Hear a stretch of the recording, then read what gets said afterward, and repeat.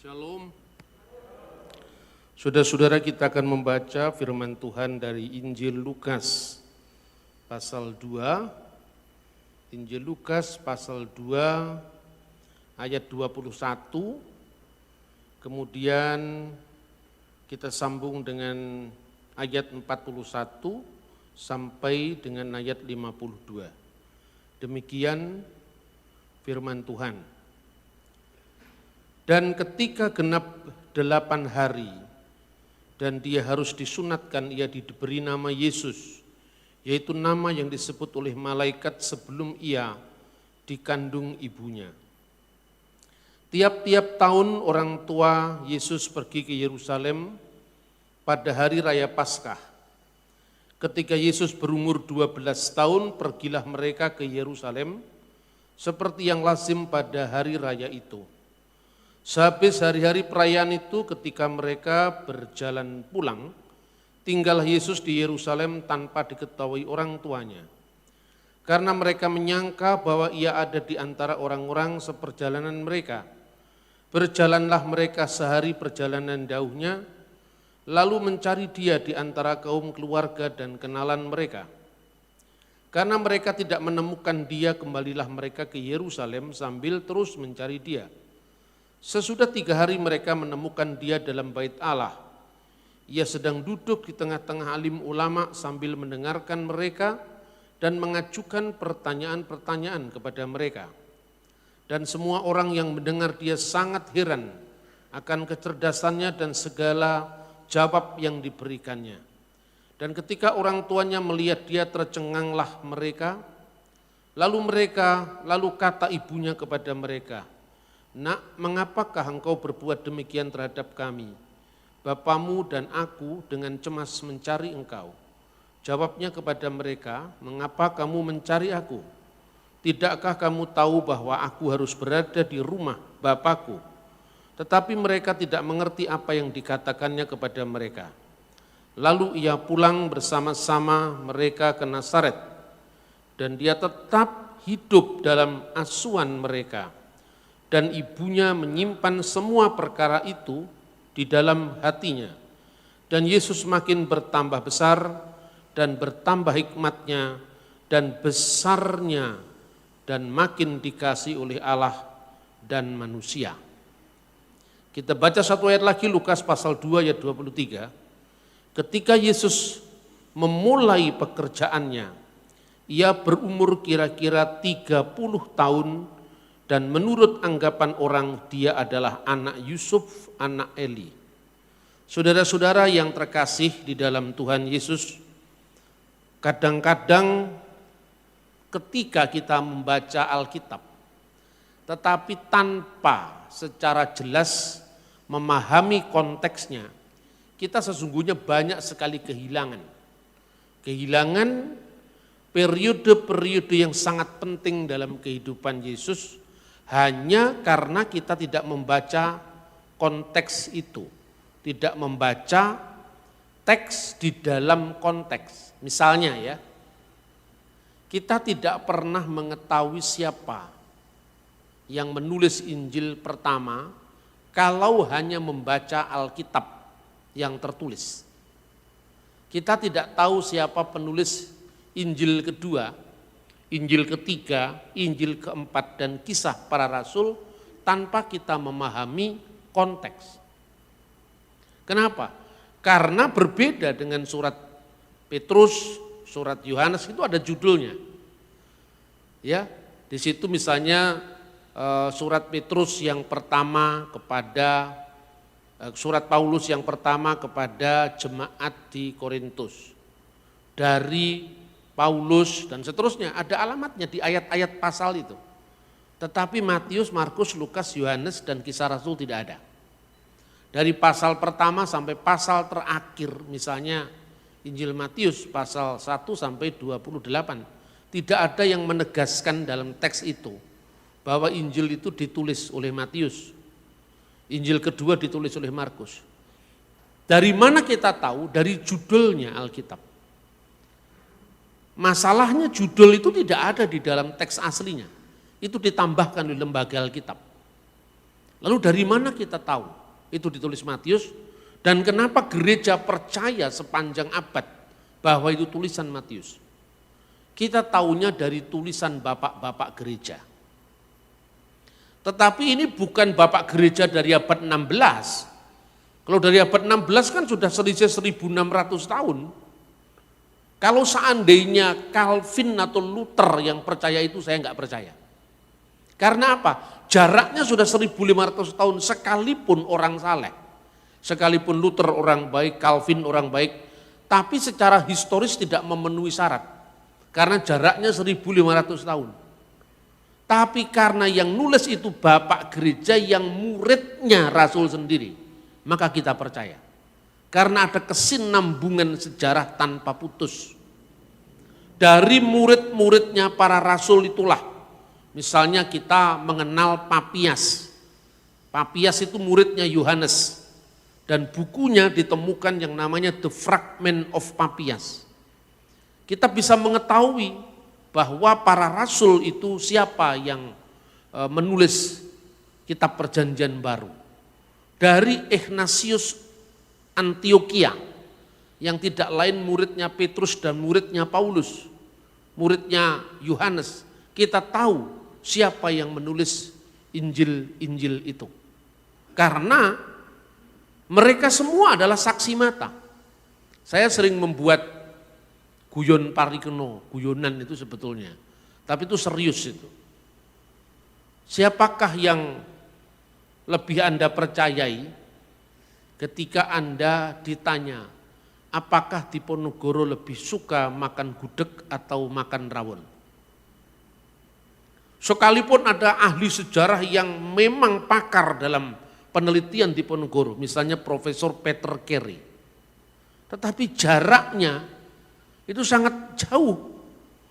Seandainya Anda mendapatkan informasi dari Kiai Mojo atau Sentot Prawirodirjo, pasti semua kita percaya. Karena Sentot Prawirodirjo, Kiai Mojo pernah makan bareng sama Diponegoro. Sementara Peter Carey sekalipun dia sejarawan hebat dari Inggris, tapi dia tidak pernah hidup sejaman dengan Diponegoro. Nah, dengan metode seperti itu, gereja sepanjang abad tidak hanya meyakini, tapi membuktikan bahwa Injil-Injil yang sampai kepada kita itu akurat, itu asli. Bukan sekedar dibuktikan oleh siapa yang menulis, menurut catatan muridnya sang penulis sendiri, tetapi juga fragmen-fragmen naskah-naskah asli lengkap sampai kepada kita dengan jarak yang hanya belasan tahun dari masa penulisnya dan naskah tertua yang ditemukannya. Nah, inilah keunggulan kitab suci. Nah, tentu keunggulan semacam ini tidak bisa hanya dikalahkan oleh klaim. Misalnya, Nabi Joseph Smith adalah nabi terakhir. Karena dalam urutan waktu dia baru muncul abad 19. Dan menurut kitab Mormon yang diwahyukan malaikat kepada Joseph Smith, kita tentu tidak percaya karena itu kan klaimnya orang Mormon. Ya kan? Jadi tidak mungkin wahyu terakhir itu mengklaim membatalkan sejarah. Lah kadang-kadang orang beragama itu saking salehnya, maka seringkali berbuat salah. Kesalehan itu yang membuat kita-kita ini sering berbuat salah karena apa? Begitu isunya sudah berkaitan dengan agama, wahyu, firman, itu kita tidak berani bantah. Kalau itu di dalam gereja, tidak apa-apa. Tapi kalau itu di luar gereja, siapa yang bisa membedakan antara lalang dengan gandum? Kalau kita tidak memiliki tolok ukur untuk membedakan roh, seperti yang dikatakan dalam Alkitab sendiri. Nah, begitu juga ayat-ayat yang kita baca ini. Yesus kelahirannya diceritakan. Tetapi masa-masa setelah umur 12 tahun itu seolah-olah hilang sampai kira-kira umur 30 tahun. Itulah yang oleh para penulis barat disebut the lost years of Jesus Christ. tahun-tahun kehidupan Yesus yang hilang. Karena Alkitab kenapa tidak mencatat antara Yesus umur 12 tahun sampai umur 30 tahun? Kalau itu penting, kenapa Alkitab melalaikan itu?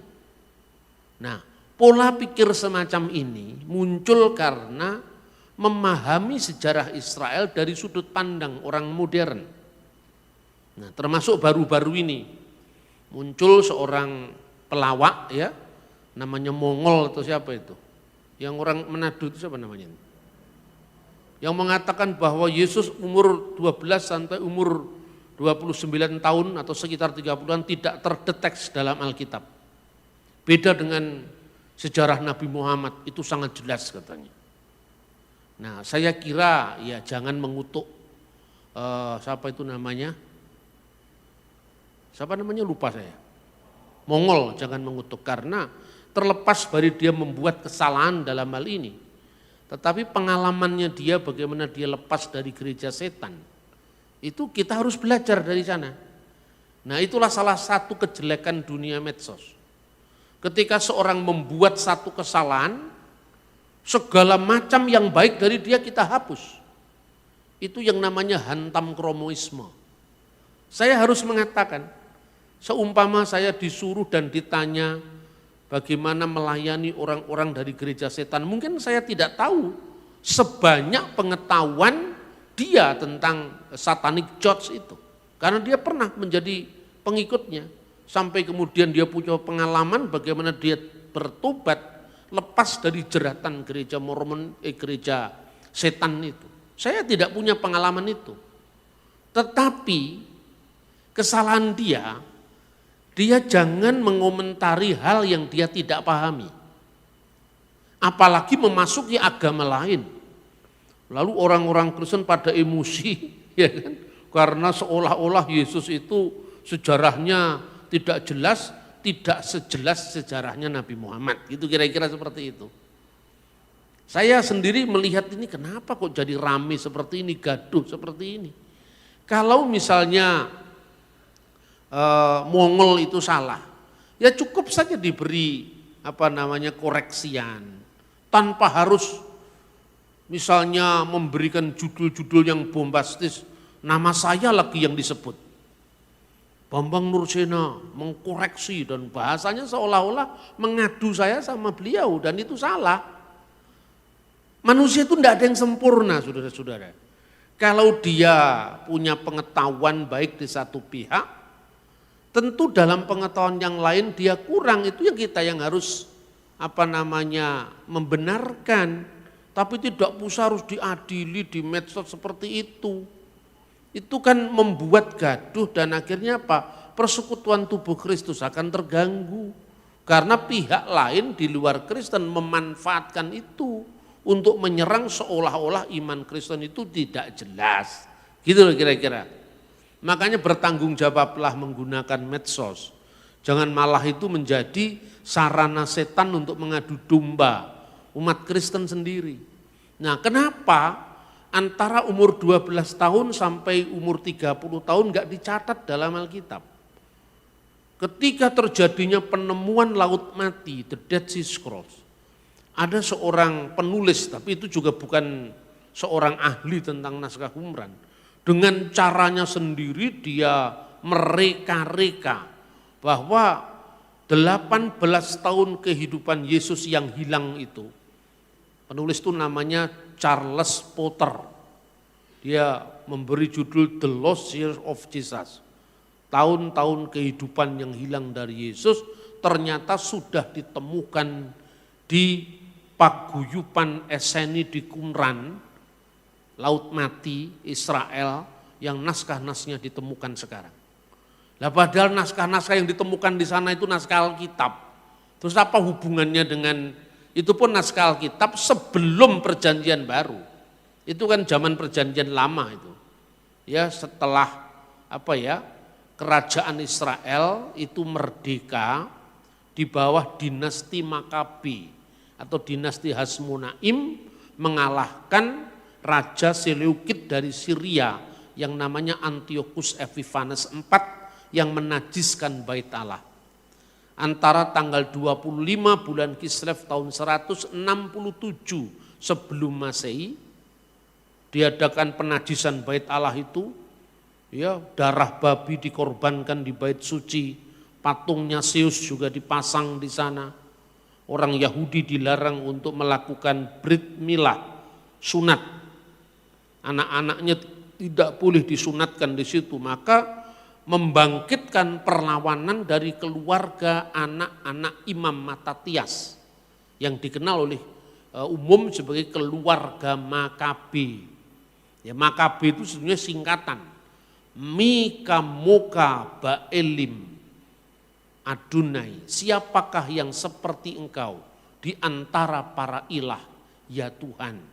Jadi Mika Moka Baelim Adonai disingkat Makabe. Nah, dinasti Makabe itu kemudian memenangkan peperangan sama penguasa pagan dari Syria itu, maka pada tanggal 15 bulan Kislev, bulan Kislev itu sekitar Desember kalau bulan kita, tahun 164 sebelum Masehi, untuk pertama kali dilakukan perayaan Hanukah. Apa artinya Hanukah? Hanukah itu perayaan penahbisan bait suci untuk memperingati kemenangan patriotik Israel yang namanya Makabe, family, keluarga Makabe. Makanya kalau Anda pergi ke Israel sekarang ini, selain ada kaki dian bercabang 7, ada kaki dian bercabang 9. Kaki dian bercabang 7 itu adanya dalam kitab Perjanjian Lama, namanya menorah. Tapi kaki dian bercabang 9 tidak ada dalam Perjanjian Lama, karena terjadi peristiwa itu antara Perjanjian Baru dan Perjanjian Lama. Di kekosongan periode inilah dikenal peristiwa Makabe. Dan itulah yang dicatat dalam kitab 1 dan 2 Makabe yang dibaca oleh orang-orang Katolik. Di kalangan orang-orang Protestan itu disebut sebagai intertestamental books. Di kalangan orang Katolik, orang Ortodok itu disebut sebagai Deuterokanonika atau kanon kedua. Itu sejarah, ya. Orang Kristen Protestan tidak mengakuinya sebagai kanon, tapi menghormatinya sebagai devotional book, buku yang membangun. Orang Katolik mengakui sebagai kanon, tapi ditempatkan sebagai kanon kedua setelah kanon pertama, yaitu 39 kitab Perjanjian Lama. Lagi ini aja Kristen Protestan sama Kristen Katolik juga rame. Padahal ini soal sejarah. Makanya saya selalu mengatakan, hilangkan mental sektarian dalam gereja. Kitab-kitab Makabe itu buku-buku sejarah. Kenapa harus dimusuhi hanya karena beda antara Katolik sama Protestan? Nah, peristiwa Makabe ini juga diperingati oleh Yesus. Ketika Anda membaca misalnya kitab Injil Yohanes pasal 10 ayat 22. Yaitu Yesus memperingati penahbisan bait suci, yaitu pada saat musim dingin. Nah, kenapa kaki diannya bercabang 9? Karena pada saat mereka melakukan perayaan itu, kemungkinan tentara-tentara Antiochus itu masih berkeliling di sekitar Yerusalem yang tidak semuanya atau belum semuanya bisa dikuasai oleh pasukan Makabe. Maka minyak zaitun yang digunakan untuk menyalakan menorah itu hanya untuk sehari. Tapi mereka mungkin tidak bisa mendatangkan minyak itu dari luar Yerusalem, karena tentara Antiochus Epiphanes itu masih menguasai daerah-daerah di luar Yerusalem. Tetapi karena mujizat dari Tuhan, menorah itu kan ada 7, tapi biasanya perayaan Yahudi itu hari terakhir dinamakan Shemoneh Esrei. Shemoneh Aseret, hari terakhir perayaan. Biasanya hari terakhir perayaan itu hari ke-8. Makanya 8 hari perayaan, ya, 8 hari perayaan itu hanya 1 hari minyak zaitunnya. Tapi karena mujizat bisa tahan 8 hari, menorah itu selalu menyala. Lalu mereka berefleksi, dari mana sumber dari nyala minyak zaitun itu. Makanya dia mengatakan itu pasti pertolongan dari Tuhan Allah Israel. Maka 4 yang di kanan, 4 yang di kiri, ada kaki Dian, yang di tengah itu menonjol lebih tinggi, itu namanya Samas. Nah sampai hari ini orang Yahudi memperingati itu. Kalau Anda datang ke Israel kira-kira bulan Desember, itu biasanya lilin-lilin menorah, biasanya berdampingan dengan lilin-lilin Natal, lilin-lilin Hanukiah, lilin-lilin Hanukiah berdampingan dengan terang dari cahaya pohon Natal. Sampai ada orang-orang Kristen tertentu dari kalangan keturunan Yahudi yang merayakan Krisnuka, antara Christmas dan Hanukkah. Karena persis sama itu simbol-simbolnya. Dan menurut data gereja kuno, Yesus dilahirkan pada perayaan Hanukkah. Itu data kira-kira dari tahun 189 Masehi. Jadi kekristenan itu memiliki sejarah yang sangat kuat. Kalau yang seperti ini kita tidak pernah baca, makanya kemudian banyak orang bingung. Di mana Yesus umur 12 tahun sampai umur 30 tahun, kok tidak terdeteksi dalam Alkitab gitu kan. Nah dari mana kita tahu sumbernya? Saya itu memberi ceramah seperti ini udah kira-kira ya sekitar awal tahun 2000-an ketika saya menulis buku yang berjudul Menuju Dialog Teologis Kristen Islam. Jadi jauh sebelumnya Pak Mongol itu bikin statement yang digoreng sama orang-orang di luar Kristen untuk menyerang kekristenan. Ketika saya menulis buku Menuju Dialog Teologis Kristen Islam yang diberi wacana mitra atau semacam pengantar catatan oleh Profesor Dr. Kiai Haji Said Agil Sirot. Jadi saya itu nulis buku kayak buku-buku begini nih ya. Ini kan bukan bacaan orang Kristen semata. Saya ini perlahan saya melintas batas. Anda lihat buku-buku saya itu ada yang dikasih kata pengantar Gus Dur, ada yang dikasih kata pengantar Kiai Said Agil. Nah padahal ketika itu saya nulis tentang iman Kristen, saya nulis tentang keilahian Yesus, saya menulis tentang Trinitas. Karena pola saya merayakan perbedaan. Orang tidak menerima yang saya sampaikan, saya hormati. Tapi kalau menerima ya puji Tuhan kan gitu kan. Kita kan tidak pernah diajar Tuhan untuk meneror dan memaksa orang. Karena ada pilihan bebas setiap orang untuk memahami dan mengerti kebenaran. Ini salah satu tulisan saya yang judulnya Jejak Juang Trah Sunan Tembayat. Ini sebenarnya buku masuknya Islam ke Tanah Jawa yang saya tulis. Nah, buku ini masuk dalam berbagai webnya kelompok Islam dijadikan narasumber. Ini sumbangan saya ketika saya menulis sejarah Islam di Indonesia. Saya tidak merasa berjasa untuk itu tidak, tapi karena bagian dari sejarah bangsa saya harus menulis sesuai dengan talent yang Tuhan berikan kepada saya. Nah, tapi kalau kemudian saya nulis buku yang mempertanggungjawabkan iman saya, ya jangan marah. Ini kan saya sampaikan kepada sahabat-sahabat muslim saya. Sejarah Islam di Indonesia saja saya catat loh, saya tulis loh. Itu karena wujud pengabdian saya kepada tanah air saya. Karena Indonesia itu kan tidak terjadi hanya orang Hindu saja atau Kristen saja. Tapi ya Islam, ya Buddha, ya Hindu, ya Kristen. Itu bagian dari sejarah kita bersama. Jadi pola pelayanan saya itu bukan membentur-benturkan agama. Tapi membangun kebersamaan sekalipun kita memang tidak sama. Nah makanya ketika saya nulis buku Religi Bung Karno, itu kan saya merayakan bagaimana Bung Karno seorang muslim yang melintas batas pemahaman imannya sehingga memberi ruang pada agama-agama lain. Bung Karno itu sering mengutip ayat-ayat Injil, ayat-ayat Bhagavad Gita tanpa kehilangan keislamannya. Itu menjadi contoh sekarang. Lalu sekarang seorang calon pejabat ngomong ayat Injil aja digoreng. Agamanya tidak jelas itu kan. Kita sudah kehilangan toleransi beragama yang menjadi ciri khas bangsa ini berabad-abad. Ketika dunia masih perang salib, kita sudah punya Bhinneka Tunggal Ika Tandhana Dharma Mangrua. Itu tahun berapa? 1385 Masehi. Itu kan masih perang salib itu di Eropa sama di Timur Tengah.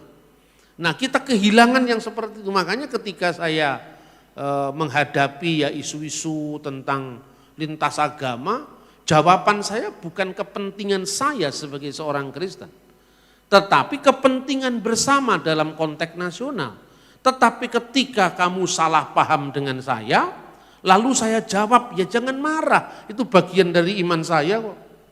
Tapi puji Tuhan, ketika saya disalahpahami oleh orang-orang yang dikenal sebagai kelompok kadrun itu, ya, itu yang bela saya juga teman-teman muslim saya yang selama ini bersahabat baik dengan saya.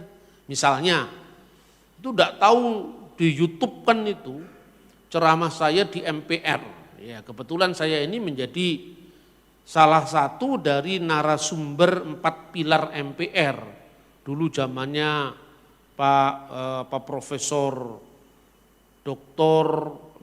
Ahmad Syafi'i Ma'arif almarhum, kemudian Pak Azumati Azra, kemudian saya sendiri, Romo Magnis Suseno, kemudian ada banyak tokoh-tokoh nasional ya, Jimli Asidiki, itu tahun 2011.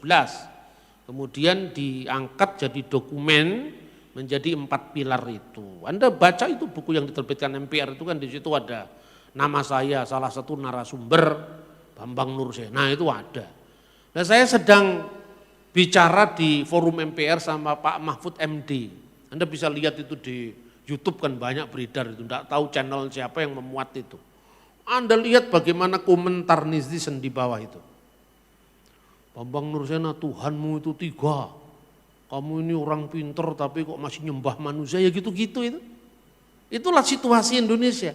Terus saya kadang-kadang mikir, separah inikah bangsa saya? Saya tidak pernah utak-atik soal Islam, kenapa mereka marah sama saya? Padahal saya nulis buku Jejak Juang Terasunan Tembayat, ini bicara Islam. Ini sumbangan saya terhadap sejarah Islam. Saya nulis buku tentang religi dan religiositas Bung Karno, itu sumbangan saya terhadap sejarah nasionalisme. Ya, yang baca tulisan saya kan bukan hanya orang Kristen, orang-orang Muslim, orang-orang semua menjadikan itu sebagai referensi dalam menulis tesis, dalam menulis disertasi bahkan. Saya tidak pernah hitung-hitungan untuk bicara karena saya Kristen, ya kamu tidak boleh mengutip saya, enggak ada yang seperti itu. Karena bagian dari pengabdian saya sebagai anak bangsa. Nah tapi ya orang itu ya begitu fanatiknya sampai ya seperti itu yang saya baca sekarang. Maka kalau orang mendengar ceramah saya tentang pokoknya iman Kristen itu, ini kata mereka harus salah. Nah sebagai orang Kristen saya mengangkat suara menyatakan salahnya di mana? Kamu menuduh Alkitab saya palsu, lu naskahnya aja ribuan tahun tersisa, masih terpelihara sampai hari ini kok Anda mengatakan itu salah di mana? Itu pun saya tidak nyinggung agama lain. Saya tidak pernah menjelek-jelekan kitabnya orang lain. Kenapa kok marah? Saya kadang-kadang bergumul itu sudah lama saya bergumul. Kenapa orang menyatakan sesuatu yang benar selalu dimusuhi? Saya tidak ekstrim kan? Mana pernah saya mempersoalkan nabinya orang, kitabnya orang, kan tidak pernah, saya tidak ekstrim. Tapi mereka lebih takut dengan gaya saya yang tidak ekstrim ketimbang mereka takut dengan kelompok-kelompok Kristen yang ekstrim.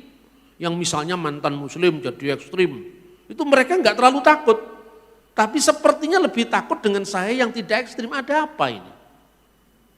Saya hanya menyampaikan argumen. Saya hanya menyampaikan data-data sejarah. Tapi kenapa takut? Ya kadang-kadang itu malah meneguhkan saya. Berarti kebenaran itu yang membuat mereka tidak siap menerima. Tidak semuanya orang saya tuduh seperti itu. Tapi kelompok-kelompok yang membencimu tanpa alasan, kira-kira seperti itu yang saya terima. Kalau orang membenci saya karena ada alasan, itu mungkin harus kita introspeksi. Apa alasannya mereka membenci saya? Tetapi dalam pelayananmu, dalam pelayanan kita semua, nanti ada suatu saat di mana orang membencimu tanpa alasan, maka janganlah kamu bersedih hati. Dan itu bukan lagi urusanmu, itu urusannya Yesus dengan mereka. Karena apa? Mereka terlebih dulu membenci Yesus tanpa alasan. Saudara-saudara, itu justru menjadi bukti yang meneguhkan kebenaran iman Kristen. Nah, saudara-saudara, jadi saya sudah sampaikan bahwa teks itu memiliki konteks. Kenapa Yesus justru dicatat ketika umur 8 hari? Karena bagi orang Yahudi, umur 8 hari itu dinamakan Brit Milah, perjanjian sunat. Karena itu tanda dari perjanjian Abraham. Karena Yesus itu, Sang Mesias, lahir dari orang Yahudi, maka dia menggenapi Taurat dengan cara melakukan Taurat. Setelah genap waktunya, Galatia pasal 4 ayat 4. Allah telah mengutus putranya yang lahir dari seorang perempuan dan tunduk kepada hukum Taurat. Berarti Tuhan Allah telah mengutus putranya yang lahir dari seorang perempuan yang tunduk atau yang taat kepada hukum Taurat. Kata perempuan ini adalah gunaikos, penggenapan dari Kejadian pasal 3 ayat 15. Bahwa Tuhan akan mengadakan permusuhan antara keturunan perempuan ini dan keturunan iblis. Dan nanti puncak dari penggenapan itu, keturunan perempuan ini akan meremukkan kepala iblis. Tetapi iblis atau ular itu kan ular dengan keturunan perempuan itu akan mematuk tumitnya. Itu yang terjadi pada saat peristiwa penyalipan. Dan itu jalan penggenapan kitab suci, makanya Kejadian pasal 3 ayat 15 digenapi dengan penyalipan Yesus. Tetapi dengan penyalipan Yesus itu segala kerajaan setan sudah ditundukkan.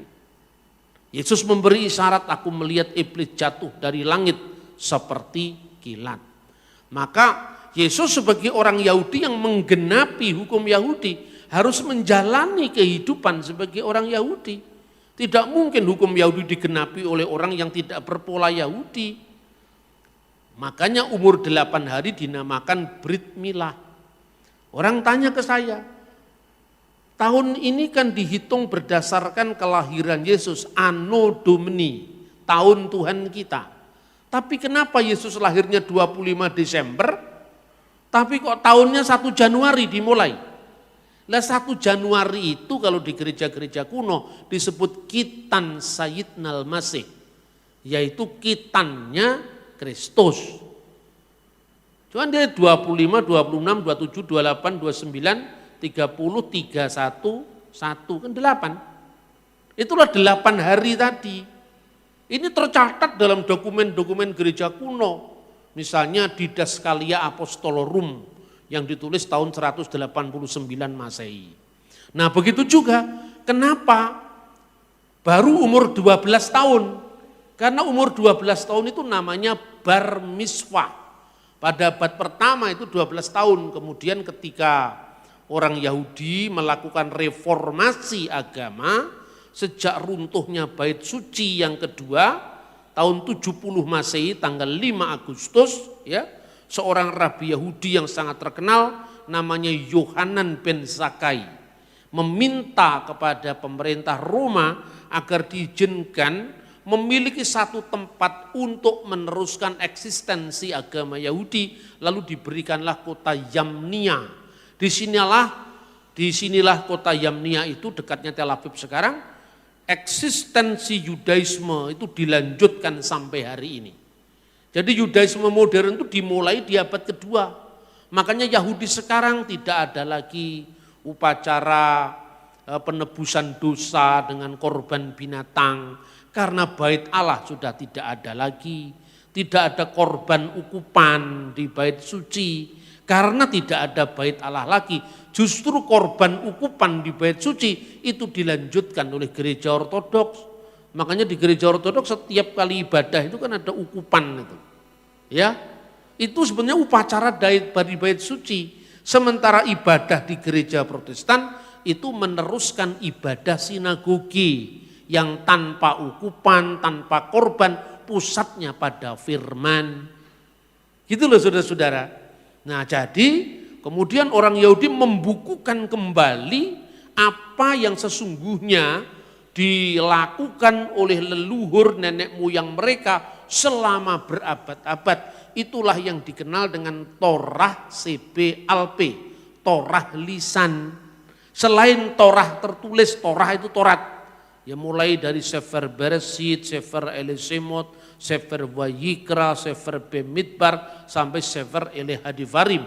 Kejadian, Keluaran, Imamat, Bilangan, Ulangan. Itu disebut Torah Sebiktaf, Torah yang tertulis.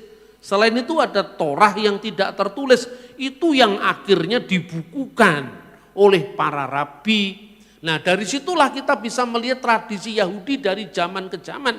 Karena Yesus itu orang Yahudi, otomatis ada paralel antara kehidupan Yesus yang dicatat dalam kitab Injil dengan kebudayaan bangsanya sendiri, yaitu bangsa Yahudi.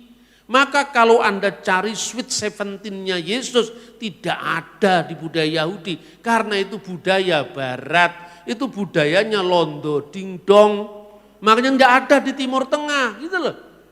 Maka membaca sejarah itu penting. Nah disebutkan di dalam sebuah traktat ya. Traktat itu tulisan para rabi Yahudi yang mendokumentasikan tradisi mereka selama ribuan tahun. Traktat itu namanya Pirkei Avot. Pirkei Avot itu artinya the ethics of the fathers.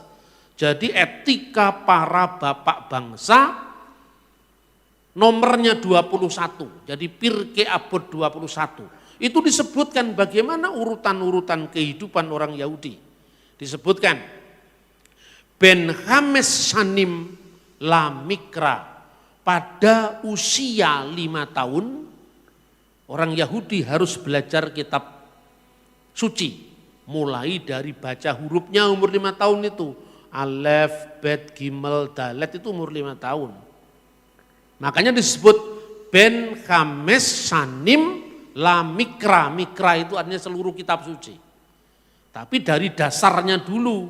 Lalu pada umur 10 tahun Ben Esher La Misnah.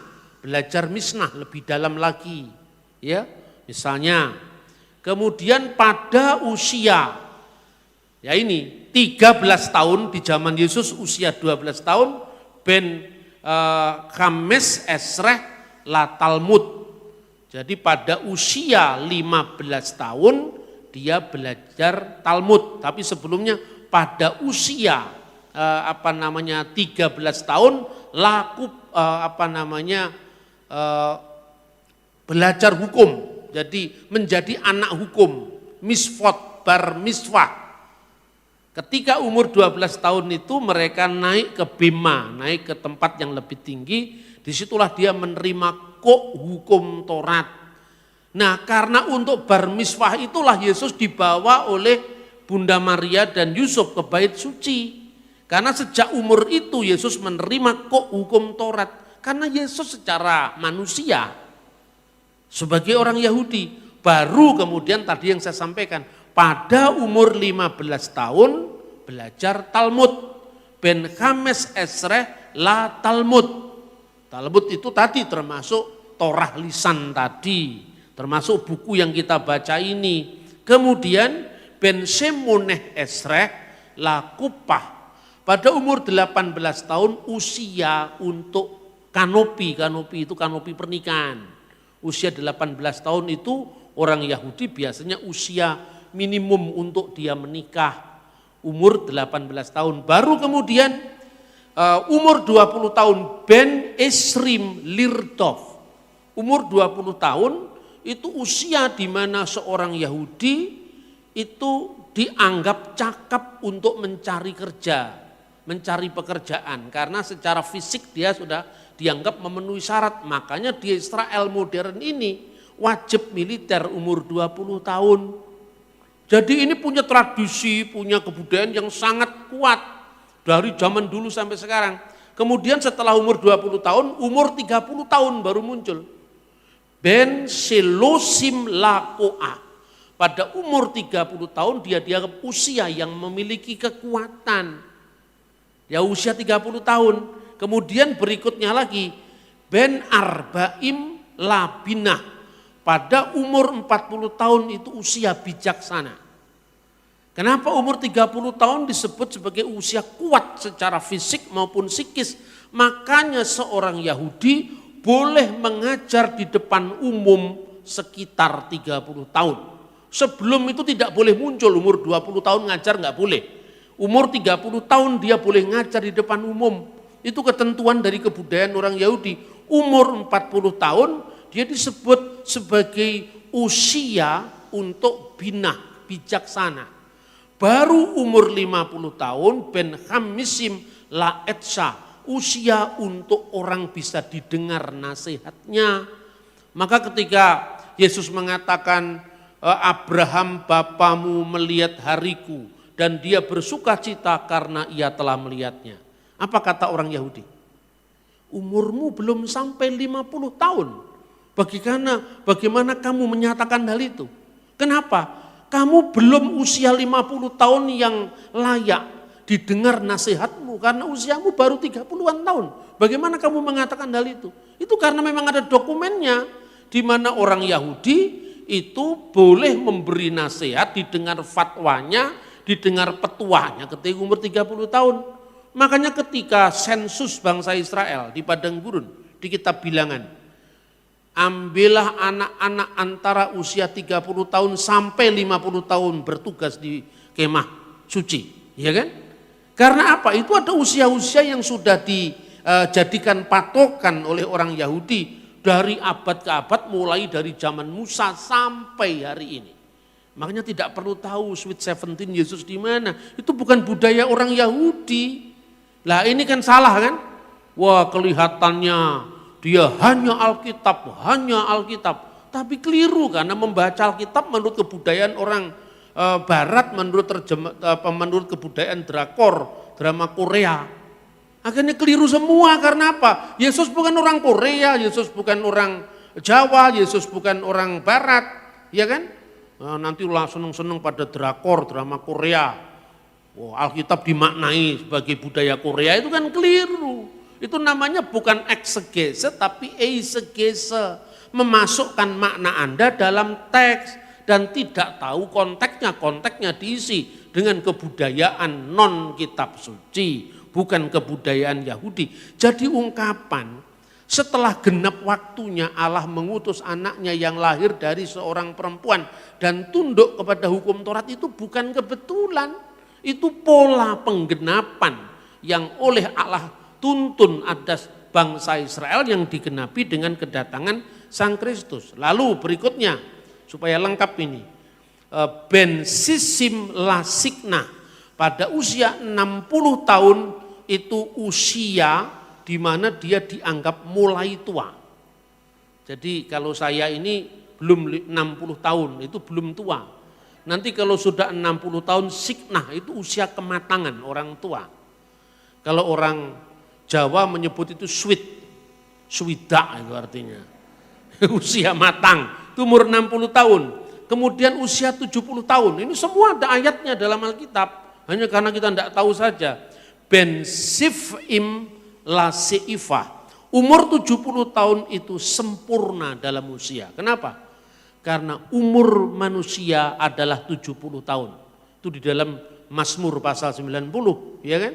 Lalu usia 80 tahun itu disebut Gevura. Ya Ben Shemonim la Gevura. Usia tambahan kekuatan. Dan apabila kuat 80 tahun, ya kan? 70 tahun itu usia manusia yang dianggap sebagai usia sempurna, ya karena manusia setelah zaman Musa seperti doanya dalam Mazmur 90 itu manusia berumur 70 tahun. Kalau kuat 80 tahun maka usia 70 tahun disebut seifah, sempurnanya usia. Selanjutnya kalau kita diberi kekuatan itu bonus. Makanya disebut pada usia bensemonim la gevurah. Gevurah itu agung, besar. Besar karena apa? Semata-mata karena tambahan yang Tuhan berikan, tambahan kekuatan dari Tuhan. Lalu usia 90 tahun itu disebut bentis im lasuah, usia mulai bengkok. Nah, buktikan sendiri. Nanti kalau usia 90 tahun kan sudah mulai ini. 90 tahun usia bengkok. Kecuali kalau Anda olahraga mungkin agak ditunda sedikit. Ya toh? Ini Pak Pendeta ngajari saya supaya olahraga, supaya nanti menjelang switch saya masih tetap kuat. Doakan saya, saudara-saudara. Amin. Dan kemudian baru usia purna, itu usia 100 tahun katanya. Ben me'ah itu 100. Bahasa Arabnya mi'ah. Ben me'ah ke ilu med ve afar ufatel min haulam. Usia 100 itu seperti mati dalam hidup katanya. Hidup dalam mati.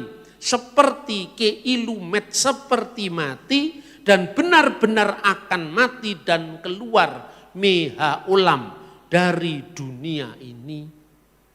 Itulah pola kehidupan orang Yahudi. Dokumennya mana katanya? Pak Bambang itu ngarang-ngarang.